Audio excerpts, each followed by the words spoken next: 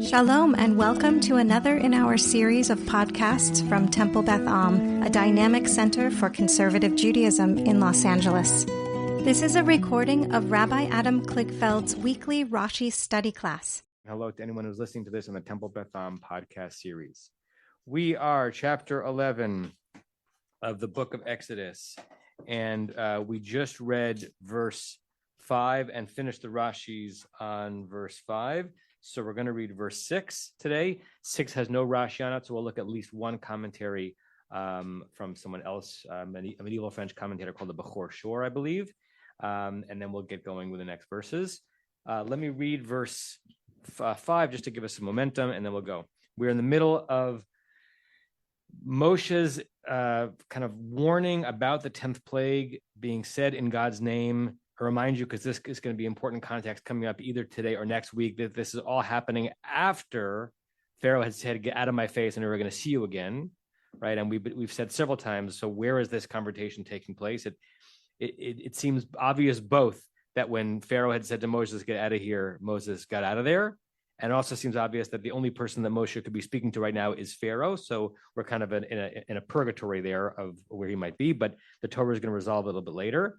And in the middle of that, we had verse 5, as Moses is prophesying, Umeit kol bechor be'eretz Mitzrayim, and every firstborn in the land of Egypt will die. Mibchor paro hayoshev akiso, from the firstborn of Pharaoh who sits on the throne, all the way bechor hashivcha, to the firstborn of the maidservant. We talked about how that's an A to Z that includes everything in between. It's not just A and Z, just letting someone in. Asher acharei chayim, the lowly maidservant who grinds the wheat, the chol bechor behema, and even the animal's firstborn. And we dealt with the Rashi of that. I don't want to go backwards. Now we're on verse 6, and this is, I think, the third to the last verse in which Moses gives the impact of what's going to happen in the night of the 10th plague. So, Matt, do you want to read verse 6? Morning. Rosemary. Can I ask a question? Yeah, let's get Rosemary a microphone, please. You can take him off the stand, yeah. Thank you. I was just asking because when we come to this subject, we always say the other people, they didn't do anything and they are going to lose their children. But I understood that they had the possibility to put the blood over their houses to be spared. Is that true or not? I mean, in the pshat of the Torah, there's nothing that shouts that, right? In the pshat of the Torah, God gives that instruction to the Israelites and only to the Israelites. I'm sure there are endless midrashim that explain the impact of the 10th plague on the average Egyptian and whether or not that was warranted and whether or not they had any chance to spare themselves. I don't think you were here last week, Rosemary. We were looking at some midrashim that said that why would the lowly maidservant, even the other slaves of the Egyptians, have been impacted by this plague? And there were two streams of thought. One is that they had to be smitten lest they make the claim that the reason why the Egyptians were smitten is because they had prayed to their own other gods. We don't want to give any kind of authority to those gods. And the second is that even if they didn't directly oppress and enslave the Israelites, they had schadenfreude, they had joy over the Israelites being oppressed by their masters, and therefore they were subject to some of the punishment. Whether or not they had any situation where they could have put the blood over their doors, that I'm not aware of. Thank you. Yes, Norm. There was also the additional, I think, important reason that the Holy One did not want slaves who were followers of some other false god to be able to claim that their God was the one who saved. Right. Matt, please read verse 11.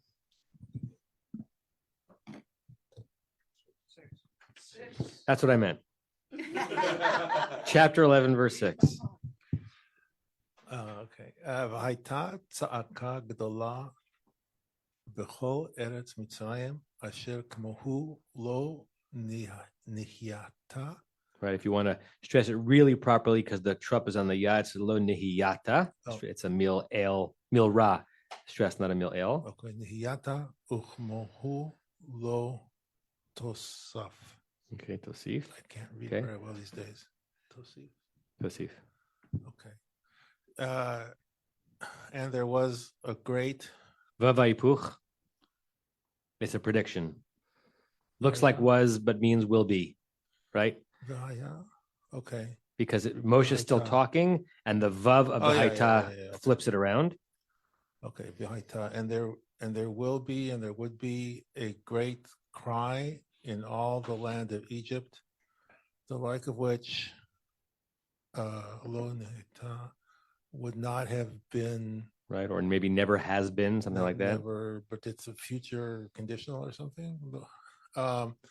And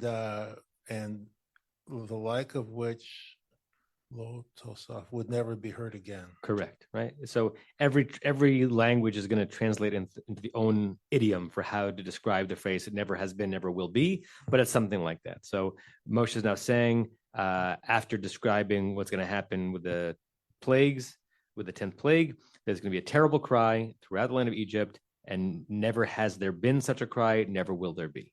Okay, you can sort of see why Rashi could be quiet in this verse, right? It's a terrible thing to imagine, but the verse is not a complicated or challenging verse. Anyone want to say anything or ask anything before we look at one commentary that's not Rashi on the language? Yes, Tova. Let's give Tova a mic. Here.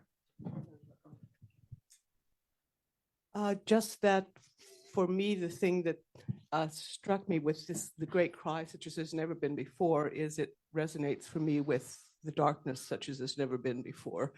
It's this accumulation of events that have never been experienced, that are beyond human knowledge, in a sense, that adds to the overwhelmingness of them.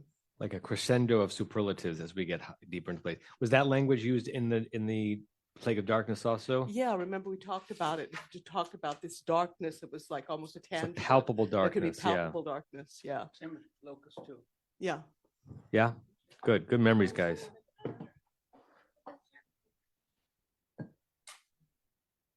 Yeah, I definitely remember the notion of it being a palpable darkness. I didn't remember the language of it never had been like that.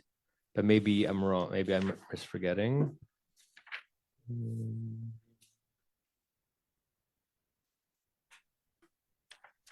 Nevertheless, correct. We're getting into more unique ways that God is overturning the normalcy of a civilization. Yeah. Someone else's hand was up?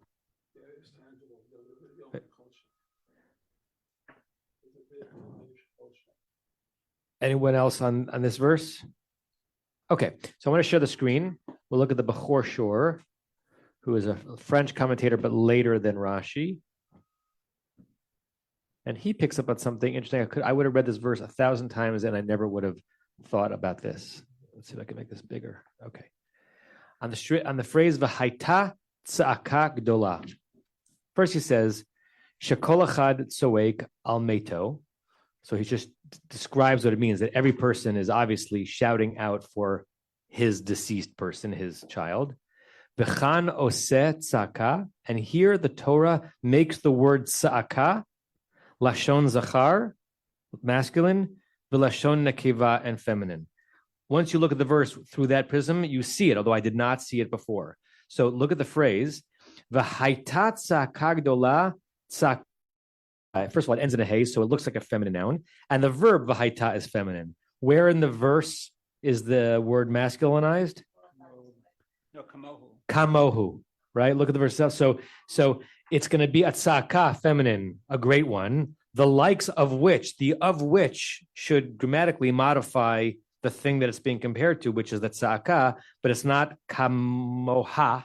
I don't think that's how it would be written, but it's kamohu. It's definitely masculine. And the kamohu lo tosiv. And even kamohu lo niyata has,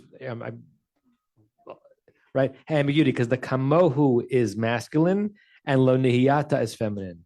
Now, what the purpose of that is, I have no idea, right? The Bechor Shor doesn't give a therefore. He doesn't give you a hint as to what he thinks is going on here. He's just pointing out that in this verse, the word which is unmistakably grammatically feminine is given some masculine attention.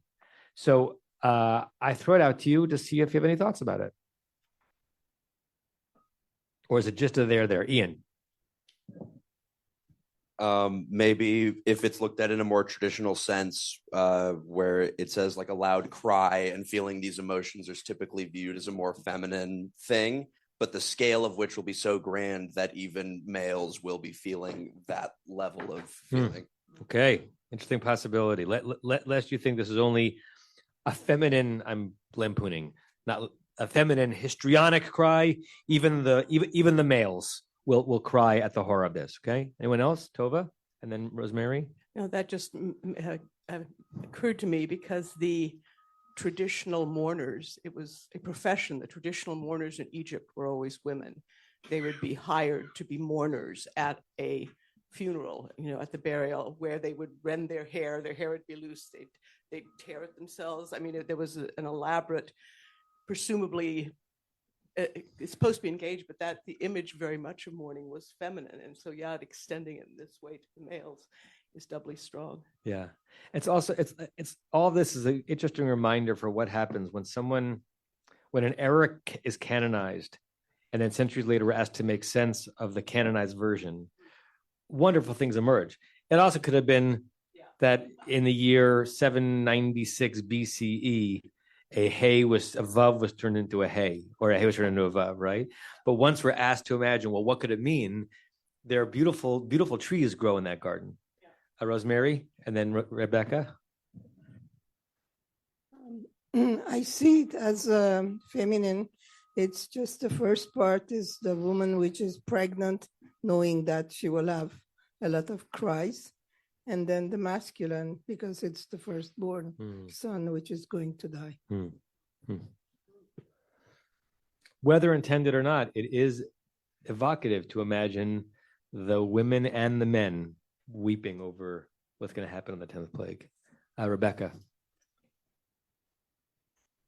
So maybe it's, as it says in verse 4, about God going out in the midst of Egypt to make this happen. Maybe the thing that there hasn't been before and shall not be seen again is the thing about God going out, because that's the thing to remember, not the cry, not the feminine cry of the Egyptians. That's not what shall never be seen again. It's the thing of God going out. So it's describing not the tzaka, but the God going out.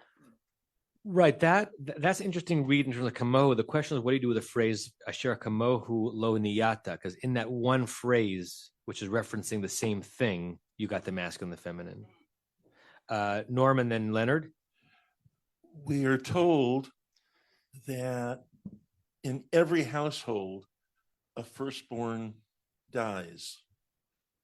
We can guess that there were probably some households in which there were no firstborn males. And it's possible that God, being at least somewhat less sexist than Pharaoh, in those households slaughtered a firstborn female.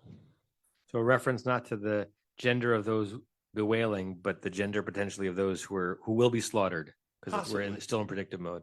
Possibly. Leonard? Cooney has a different answer to why the gender's different. Okay, I'll take a look. And he says in translation here, hold on. The word kamohu does not refer to the outcry of the Egyptians, but to the night, Lila, which is masculine also.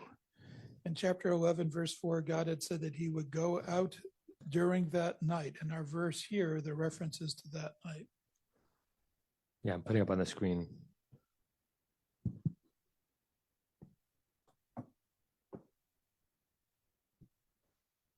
That there will never be a night like this. Yeah.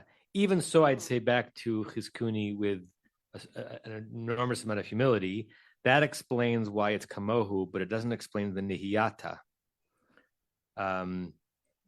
Because like it, there will never be. The like it is referencing to the night. Well, then the never will be should also refer to the night, which case it should have been lo nihya, no, not lo niyata. And again, we could have a canonized error that now just is an interesting thing for us to reckon with, but we don't know exactly how it got there. Okay. Anything else in this verse? Yes, Tova. Sure, go ahead.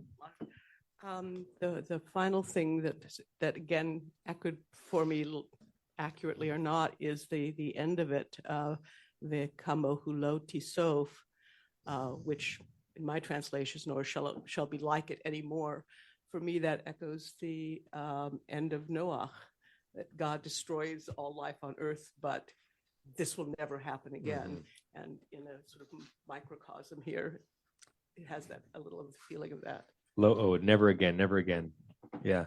If you happen to be in the room before shofar blowing on the first day of Rosh Hashanah this year, I gave a slightly extended introduction to the shofar blowing, talk about how the author of Hatikva, Naftali Hertz Imber, played around with prophetic phrases of lo od, they will never be again, mostly in Isaiah, and inverted into od lo, right? The od lo avda tikvatenu, we haven't lost, is like an inversion of prophetic language that there will never be again. So the Torah and the prophets have lots of looking into the future about things that will never be like this, and then Imber reverses it that even after all this time, we still haven't lost our connection to that land and our hope that we'll return to it. Okay, let's go to the next verse. Was there someone with this? No, that one's hands up on the screen. Okay. That was me. Ibn Ezra has got an explanation of that phrase as well. Of the masculine and feminine? Yes. Yeah, a lot do. Let's see what he says. He adds the word all. Right. He says it's been deleted. Uh-huh.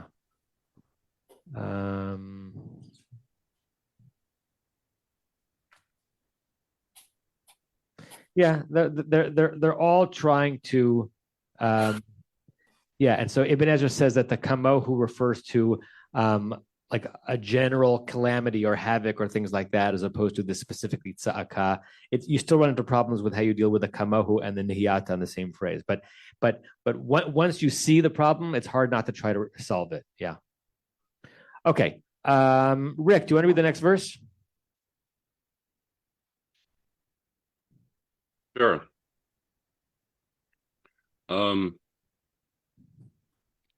Verse 7, right? Ulecho b'nei Yisrael lo yecherat kelev l'shono l'meish v'ad behema l'ma'an teidun asher yafle Adonai ben Mitzrayim uven Yisrael. Okay, one of the very few places in the entire Torah that doggies get mentioned. Right.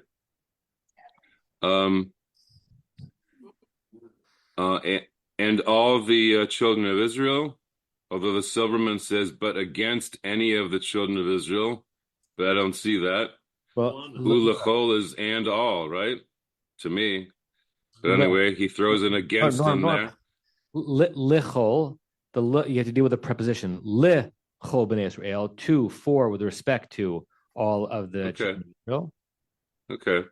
But I don't see against. But anyway, I'm just telling you what the Silverman says. It's a different translation of the preposition le, and you'll understand against in a second once we deal with the phrase yecherat kelev. Okay. Lo yecherat kelev, l'shono. It's a dog shall not move his tongue against man or beast.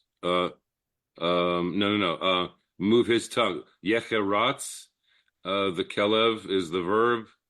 Is that moving? Lishono, according to his language, according to his speech. Lishono is his tongue, right? Literally the dog's tongue.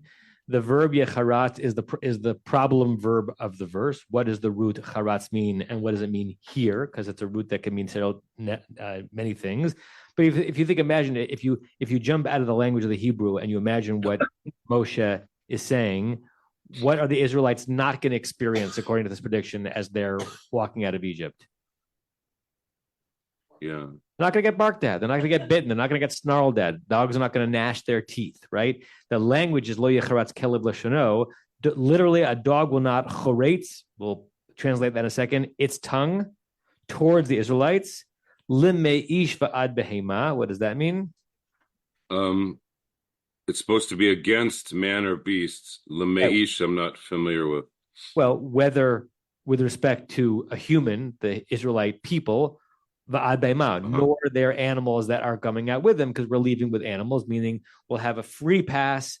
And, it's not fun to walk down an alley where there's a dog chained and gnashing at you, right? We're not going to have any of that, okay? It's like a merism, ish to behema, man to beast. Actually, I think this is actually not a merism. It's neither men, humans, nor their animals. Okay. But what would be in between? Nah. All right, for the record, Sue said that, not I. Me neither. Okay. Keep going. Leman Tedun. Leman Tedun is a phrase that sits there by itself, that for the sake of you knowing, in the plural. Who's the you? Well, if it's plural, could be the Egyptians, could be the Israelites. Well, Moshe is speaking through, or God is speaking through Moshe to Pharaoh, and I think the you all is the Egyptians. Yeah. Asher Yafla Adonai, that you can, that God can tell between the Egyptians and the Israelites. Good. Look at the way Unkelos translates Yafle. What Aramaic word does Unkelos use for Yafle? Yafresh. Yafresh. Diafresh means to distinguish, divide, right? The reason why a perush, a commentary, means that is because it's a dividing off, a splitting off of meaning from the central cortex, right? So Yafle here means to split off. Pei Lamed is a version of two-letter Hebrew roots that no matter what third letter you put into it, it all has to do with some kind of a divide. Lefaleg means to, like a miflagai in modern Hebrew is a political party because it's split from something else. Lefaletz means to split apart. Lefaleh here means to divide. And there are others. So sometimes you have these two-letter roots, and then the third letter gives you like a subtle distinction between other three-letter roots in that family, but think of it like a taxonomy. We've discussed this as the species or the subspecies from the genus, okay? So something like dividing off. All right, so now put the whole thing in your own words, Rick. Those were my own words. Now do it again. Wait, what's the verse saying? What's Moses saying in this verse? That no one will bother the Israelites on the way out. Right. No one's going to bother you on the way out. And this is going to be one more way in which you're going to see that God is a fine-tuned instrument and makes an absolute distinction between how the Israelites are going to experience this night and how all of you are going to experience this night. Okay. So I want to show you the possibilities of charatz in the BDB, and then we're going to look at Rashi's commentary because it's that root which is the most interesting one to kind of play around with. Okay, so we'll share the screen. Okay. Oops, come on, computer.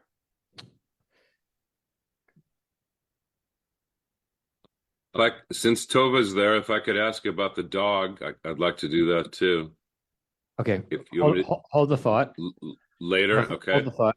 So here's the first entrance of charatz in the BDB: to cut, to sharpen, or to decide. Pause there. If our verb in our verse meant either cut or sharpen or decide, which would it be and why? Matt, you say sharpen, so then give me the phrase. Microphone. The dog won't.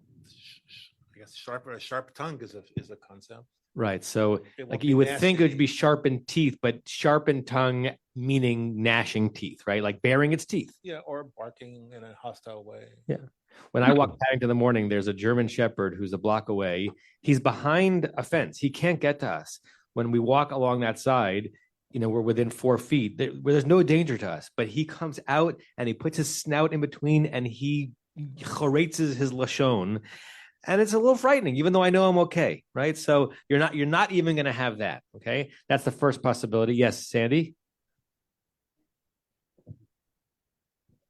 I think deciding is neat. If God is distinguishing, even the gods are distinguishing, even the dogs are distinguishing between the Egyptians and the Israelites. So, the dogs are going to make a decision not to attack you versus the others.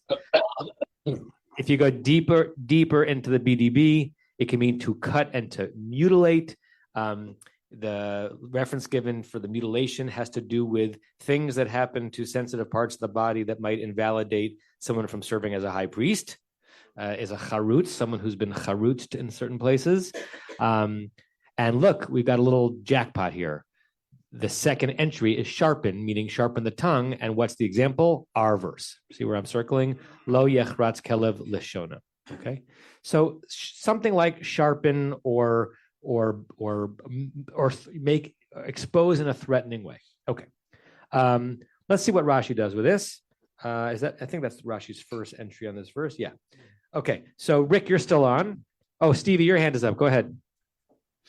Yeah, just that it's interesting that this verse comes before the verse where Pharaoh or Pharaoh's messengers tell the people to leave, right? It seems like it's juxtaposed with the cry that the Egyptians are all crying the loudest cry imaginable, and we're going to have total silence and tranquility.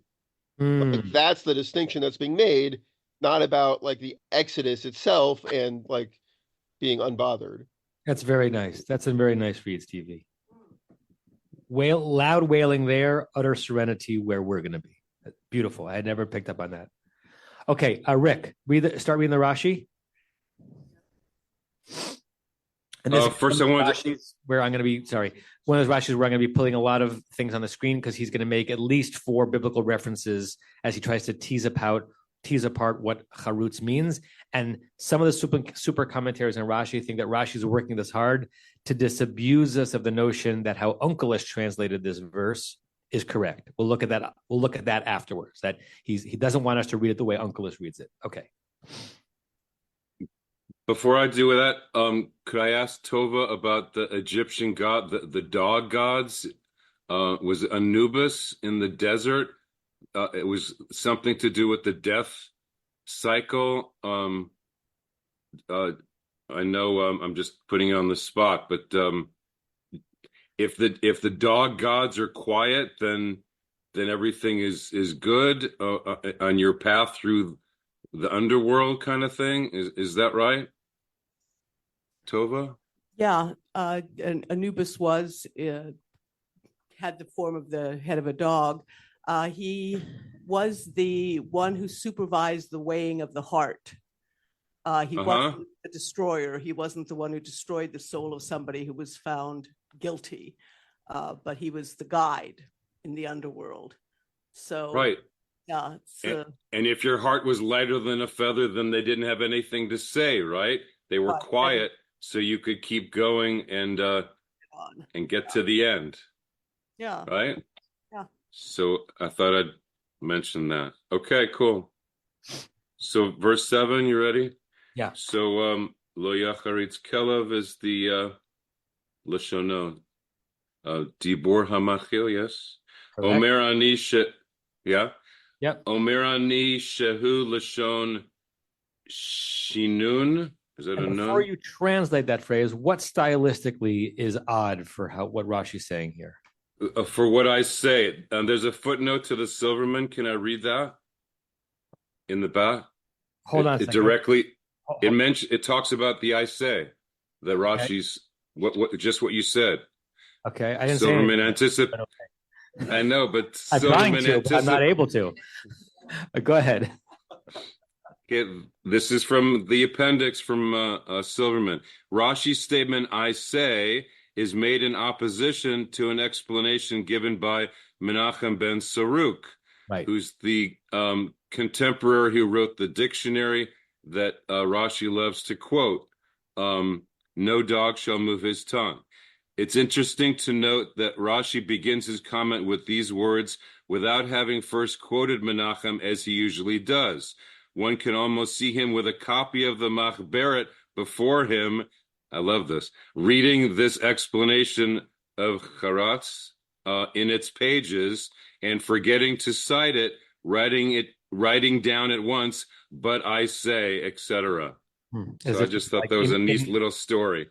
In active conversation with this pamphlet that he referred to, Rashi does sometimes quote Menachem bechiburo, Menachem in his pamphlet. So maybe he's responding to it. And I believe that Menachem ben Saruk's rendering of Charutz agrees with Onkelus's, which we're going to look in a second. And Rashi says, no, it doesn't mean that. But correct, this Omer Ani is interesting. I think it means, well, he always thinks it means, right? He could begin every commentary, Omer Ani. I say it means this, but he doesn't. So it's just an interesting window.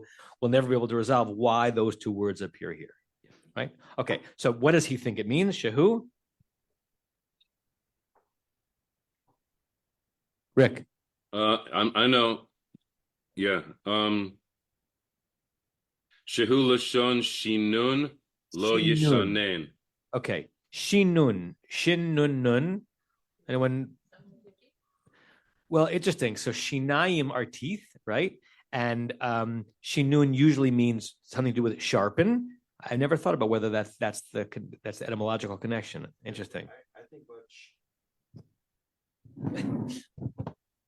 I think about shin nun nun as teaching. Right. So there are roots that have more than one meaning. Leonard might tell us if there's even a connection between the shin nun nun that means tooth and sharp, and that means teaching, right? But shinan tam levanecha, could we work it in English? You should teach it sharply to your children, Yeah, but it also means repetition. Mm-hmm. Yeah. Shinantam, it means repetition. That's how the Tanaim transmitted the oral law. Right. The mission. Matt, were you going to say something? Matt, it is worth. You're mentioning Colombia. I got to do it on the microphone. There was a vocal group before your time called Shanana, and I wonder if they're connected to this somehow. You're right, it wasn't worth it. So what one of the singers in Shanana was for many years a professor at JTS. Bowser? Bible and etymology. So that's actually I'd like to know what he thinks about this. Forgot his name. I never had him. Not Bowser, someone else. It'll come to me. Okay. Leonard, anything interesting? Yeah. Microphone. I said, yeah. So what's interesting is that the definition of shin is to sharpen or to whet, W-H-E-T. Yes, but wait a minute. But it also means to teach diligently, to inculcate. But does your dictionary say they're connected, or it means this and it means this? It's saying the same word means both. The same root means both. Yeah, interesting. The way Rashi's using it here is not trying to get into the intricacies of the relationship between teaching and sharpening. He's just translating what he thinks is a harder Hebrew root, chet reish tzadi, into what Rashi thinks is an easier Hebrew root, shin nun nun, which he thinks the reader will know means sharpen, right? We would use, if we were writing that Rashi now, we would write the root chidud. Chet daladal means to sharpen something, okay? But he thinks he's resolving the question. It means sharpen. Okay, go ahead. V'chein lo charatz livnei Yisrael leish et lishono. Okay, so now to Joshua. I'm going to pull up that verse from Joshua. Okay, so Joshua 10:21. Right. So we're talking about a battle that Joshua finished. If you go back a verse, when Joshua and the people had finished smiting them, I forgot even who this was. I forgot, maybe the Amorites, I don't remember. Makag dola ma'od, a great smiting, ad tumam, until they were done. V'hasridim sardu mehem. There were some fugitives who fled. V'yavo el arei mivtzar. They escaped into fortified towns. V'yashuvu kol ha'am el ha'machaneh. The army returned to their camp. El Yoshua, towards Joshua. Makedah b'shalom. It was called Makedah, and they returned peacefully. How peacefully? Lo charatz livnei Yisrael ish et lishono. No one is translated here. No one so much as snarled at the Israelites. Here it's a person, not a dog. And look at this. I think this is the JPS translation. Within the JPS translation of this verse, it has a little footnote. Cross-reference Exodus chapter 11, verse 7. Meaning, so as JPS translates this verse, it says this is the same notion, right? As the Israelites are going out, no dogs are going to snarl at them. And when the next generation or two generations now, the Israelites are going to go back from a successful battle, they're going to do it in full serenity. Going back to what Stevie said, after the war, there's going to be total tranquility, total quiet. Okay, so that's Lishono is also there. Exactly. So and I think that's why he starts it. He's going to give us 4 or 5 references in Tanakh, and I think he starts here because this is the one that has not only the root charatz, but has the root charatz with the object of lashon, right? A snarling or sharpening of one's tongue. Okay, go to the next one. Loshanan az techeratz. Okay, so this Loshanan az tochoratz. Okay, so kamatz katan. This is now in second book of Samuel, chapter 5. What's the 24? Okay.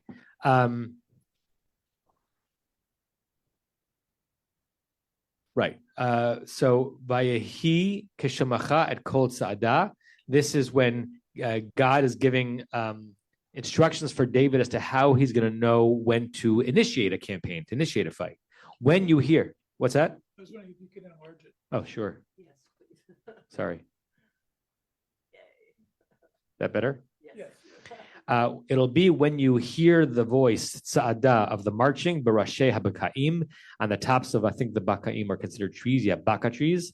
Az, then King David, techaratz. Look how it's translated here. Go into action, right? No one really knows exactly how to translate it, but it means like sharpen yourself for battle. That's the through line conceptually. It's translated as go into action, but it means get yourself ready to be sharp and weapons, bearing your weapons. Ki az yatsa Adonai lefenecha. That's when God will come in front of you. Lahakot b'machane plishtim, to go out and smite the plishtim. So here we don't have the lashon. We just have the verb on its own. You should go choretzing yourself, meaning you should do the same thing that the dogs are not going to do when the Israelites are leaving Egypt. Okay, next one. Tishtanen. So he's from translated. Right, Rashi's translating techaratz into tishtanen. Go sharpen yourself. He turns it into a hitpael. Go ahead. Yes. So then lemorag charutz is from Isaiah 41. And so to think of the move, he went from an exact comparison where the verb is charatz, the noun is lashon, to you still have the verb charatz, you don't have the word lashon. Now we're moving from verb to adjective or noun. So this is from the prophet Isaiah. Make this one bigger also. Hine samtich, I will make of you lemorag charutz. It's translated here just as a threshing board. The morag is the instrument by which the straw is cut into small pieces. And what kind of a morag is it? A charutz one, a very sharp one, like a mandolin, right? Like a very, very, very sharp one. So here Rashi's saying, same root. Here it's an adjectival form, but another one that, quote unquote, proves he's working really hard, right? Rashi doth protest a bit too much. He really doesn't like the way Menachem ben Saruk translated it, which is how Uncle has translated it. I think there's at least one more. We did that. There's Machshavot Charutz.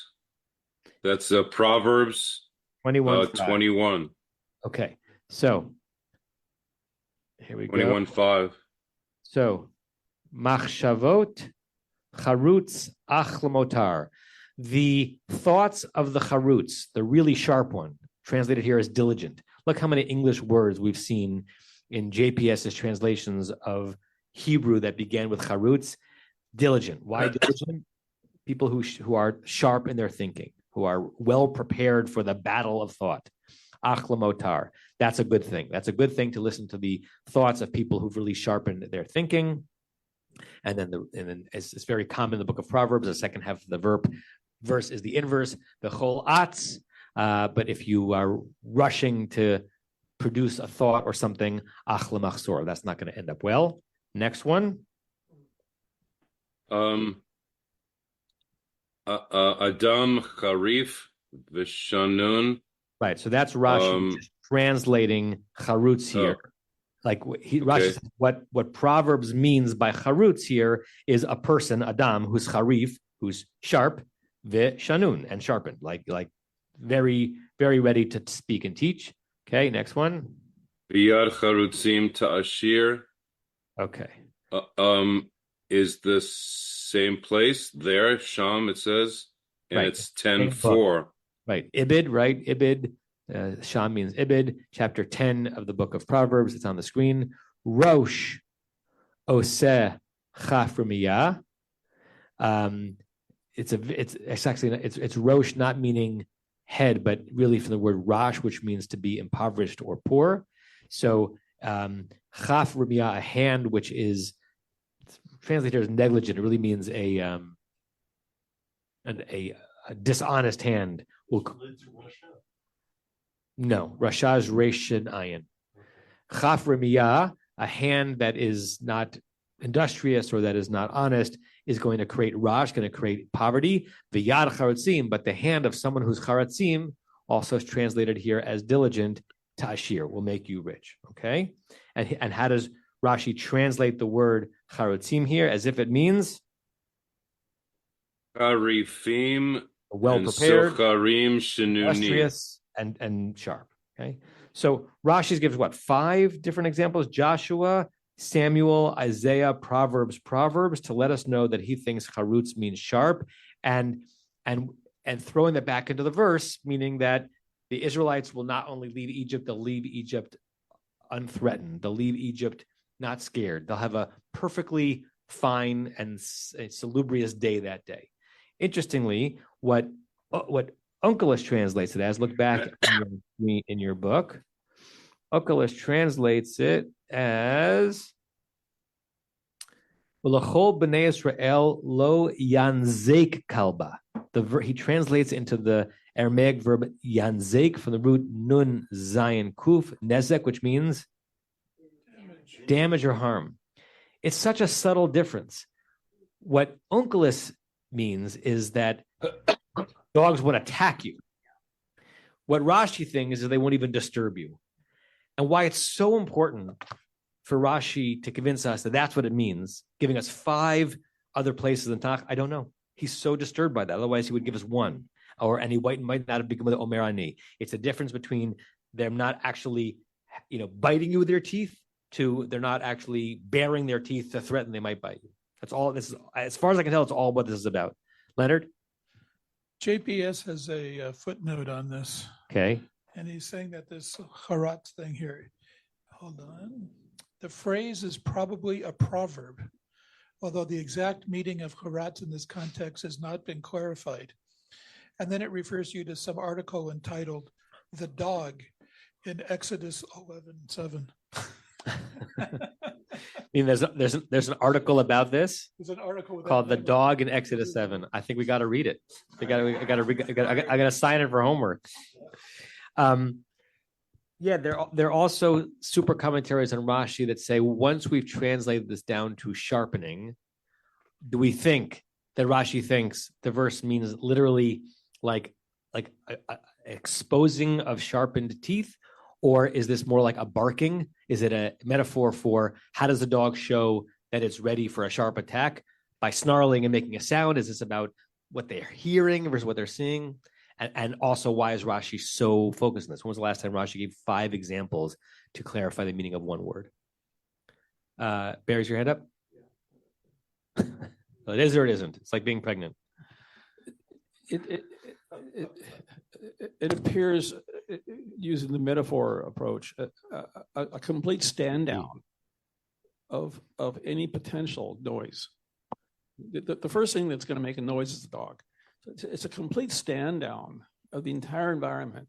It's going to be a smooth leaving with no interruption. And once again, we go back to something that Tova said, supernatural in the fact that you've been outside when all of a sudden, if one dog in a neighborhood, sees a squirrel, then 15 dogs are barking, right? So that phenomenon, which I imagine the species of dog hasn't changed that much since, that's just going to be quieted by God's presence that night. Not even as they smell you walking by, not a peep.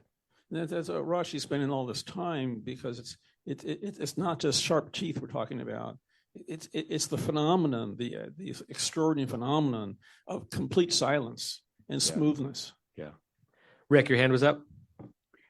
Yes. So there's one more little piece. Asher Yafle Yavdil, right? So the Yavdil there, God is dividing. Hold on. We haven't read that. We haven't read that yet. No, I just didn't want to forget it, and it relates to what we're talking about. I know, but hold on. We haven't read that Rashi yet, so just hold the thought. No, we haven't read that Rashi yet. We read the verse, not the Rashi. Let's just see if there's anything on this Rashi before we get the next one. I know you're eager. Rosemary and then Norm. That's the next comment of Rashi. I believe Rashi insists on different meaning of the sharpness. It's just to leave the future generations to know when God is there, nobody can do anything. And just, it's not important, the sharpness of any language or voice, but it's the belief and to go on. Because we always say never again, but it happens always again. So we have to be ready for that, believing that God is with us. Norm? We know that the firstborn animals of the Egyptians died. And in my experience, when a dog becomes very saddened, it whimpers more than it barks. And so if all of a sudden all the firstborn dogs also died, which they clearly did, it's entirely possible that the reaction of the dogs was a stunned silence because this is so unexpected. And presumably the firstborn dogs in many cases were the alpha dogs. So how much the more so would it be that they're just stunned into silence and not being guard dogs for the time being. I'm sure I'm wrong about this, but the whimsical part of me wonders if Rashi, consciously or unconsciously, in describing what he thinks the word charutz means, is doing it in a very charutz way, right? He's showing his own sharpness, earning the praise of the book of Proverbs, which was his last verse to prove his point, that he actually is a person of charitza, because look what he can do to expand or to focus the meaning of this word. Okay, Rick. Oh yes, Sandy.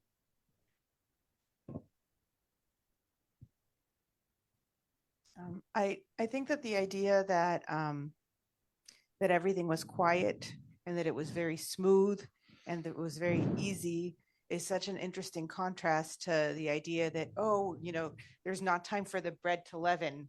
And there's this narrative of things being very rushed and hectic, and you need to get out and you need to go fast, and of also being completely quiet. And of course, the whole thing was planned, right? Because they knew that they were going to need to have the unleavened bread, and so it's a very interesting contrast between the quiet and the rushing, and it's all part of the narrative. What a great comment, particularly as you think of in this scene, right? It's not happening yet. Moses is telling Pharaoh how it's going to happen. So he tells Pharaoh to happen even if it ends up not happening that way, in the way that Moshe shows that to Pharaoh that he's lost. But in the night of, we have this frenzy, right? But even that frenzy is something that we pause to think about. If you've ever thought about this or been in a room when I've discussed it, the opposing metaphors of the matzah, right? Because the narrative underpinning of the matzah is the reason why it's flat is because it was the thing that we ate on the way out. But the Haggadah calls it lechem oni, the bread of affliction, the things that we ate when we were in, right? So even our own memory of the bread is not sure, is this like the bread of freedom on a frenzied night of Exodus, or the only bread we possibly could put our hands on while enslaved? So some of those metaphors are overlapping or turning upside down. Okay. Hey, Rick, do you want to read another word of Rashi? Yes, sure. On Asher Yafle, he gives us Yavdil.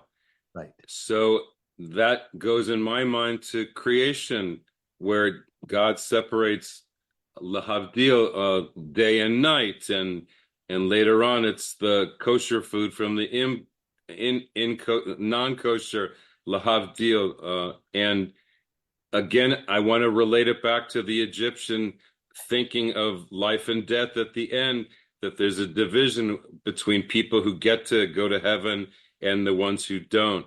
And it's related to the dog again. So I really like that he threw in the big separation of things and that God does. Yeah, good. So what Rashi's doing, like structurally, is just again telling us what the word Yafle means in case we're confused, because it's not a common word, turns it into a distinction. And there's a super commentary Rashi that says something similar to, I think, what Stevie said before, which is that such a distinction that God is capable of, the same kind of God who can distinguish between light and dark and land and sea, that there's going to be horrific loss of life amongst the Egyptian homes, and not even a dog barking at you in the Israelite reality. And you couldn't get more opposite sides of an experience than that. Speaking of Stevie, your hand was up. Is it still up? I was just going to reply that the rushing that someone else mentioned a moment ago, the rushing out, was spurred on by the Egyptians wanting us gone very quickly. Not right. The narrative doesn't seem to imply internal need to, right. Got it. Good. Alan. I've always been troubled by this, because the notion of Yetziat Mitzrayim, the Jews knew what was going on. They had 15 days to prepare. They had the first, they selected the animal. They had the community groups that were going to do it, and yet they hurry up. I know that the Lev Shalom has comments as, well, maybe they trusted in God that they would be provided, but this whole sense that they were in a hurry. And that's why the cause of matzah. As a kid, I always thought matzah was created because you had to leave in a hurry. Mm-hmm. But yet we know that from the first Pesach, they had the Korban Pesach, matzah and maror together. So they were eating matzah all the time. It seems incongruous of what's going on and conflicts what I, and I think many others, may have been taught as kids. That's how matzah was formed, and that wasn't the case. Yeah. There's a whole shiur that I've given a few times on how many symbols of the Pesach Seder exist in a dialectic where there are sources that attach them to the enslavement part of the story, the affliction, and there are sources that attach them to the freedom and the exaltation, including charoset. Charoset, right? What did you learn as a kid that charoset is? The bricks. You really learned as a kid that it was the sweetness of freedom? You're the only Jew on the planet who learned it that way. Every other Jew learned it as it's the bricks, it's the mortar, and it's red because of the blood, right? I remember that as a 6-year-old, right? That's why it's made with wine. Right. And the Talmud talks about the fact that it's why are there actually there's a Tosafot on the Talmud that explains why are there apples in most, not all, most recipes for charoset, because of the verse from Shir HaShirim, Tachat hatapuach or articha, I aroused you under the apple tree, which is a rhapsodic image of Israelite men and women going out into the fields, wooing each other, romancing each other under the apple tree, and creating the next generation of Israelites, even under conditions of enslavement. So it's actually a food of not quite liberation, but of resistance, rather than the food of our oppression. And there are others like that. Which makes the stuff more interesting. Okay, let's read one more verse. I have to leave exactly at 9:29 because I have to be on a Zoom in my office at 9:30. But let's do another verse. Joel, you want to read verse, what are we, 8? 8. וירדו כל עבדיך אלה עלי והשתחוו לי לאמור, צא אתה וכל העם אשר ברגליך, ואחרי כן אצא ויצא עם פרעה בחרי אף. Okay, and remember that where we are in the quotation marks is this is now God telling Pharaoh what Moses telling Pharaoh what God is saying is going to happen. What's going to happen? Right.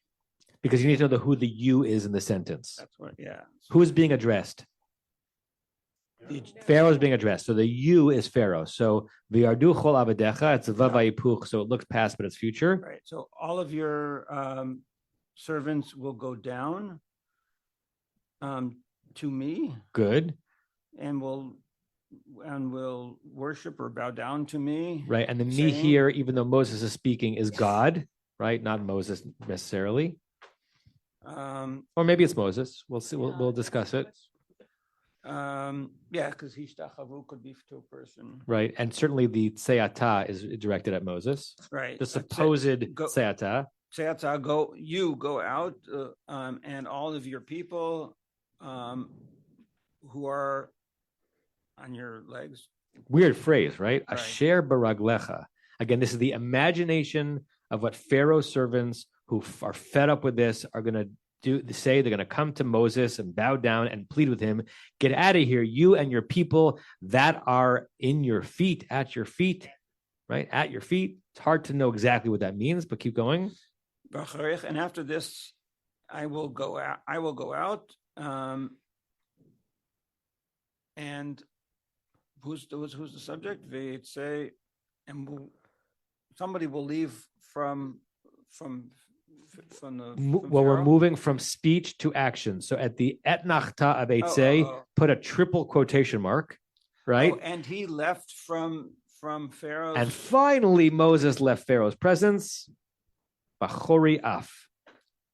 In a huff. In a huff, good, right? Literally with an inflamed nose, inflamed nostrils. Okay, so the longish quotation that began in verse 4, right? Verse 4, Vayomer Moshe ko amar Adonai. Moses said, "This is what God says is going to happen," and we've got several sub quotations there. That all ends. And after that, Pharaoh, Moses says, "I'm gonna leave," and we'll discuss what he means by "I'm gonna leave."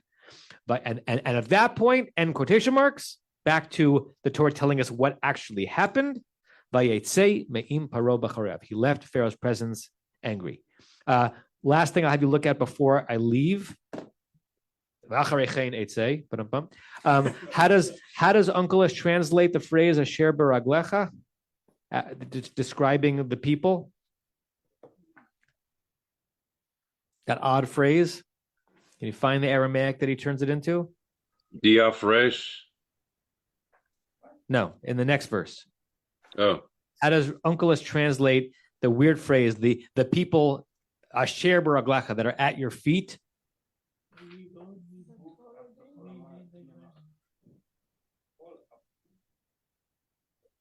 It's a trick question. He totally ignores it, right? Puk at, you go out, v'chol ama, all the people di imach that are with you. He just doesn't even deal with at your feet. He just turns it into the people who are with you. So it seems clear that Uncle has thought this was not a phrase to be taken literally, but some Hebrew idiom that he's turning it into an Aramaic idiom. See you next week, everyone. Have a good week. Early Shabbat Shalom. Bye. You have been listening to another in our series of podcasts from Temple Beth Am, a dynamic center for conservative Judaism in Los Angeles. If you enjoy these podcasts, we invite you to write a review on the Apple Podcast site or wherever you get your podcasts. For more information about Temple Beth Am Los Angeles, go to tbala.org.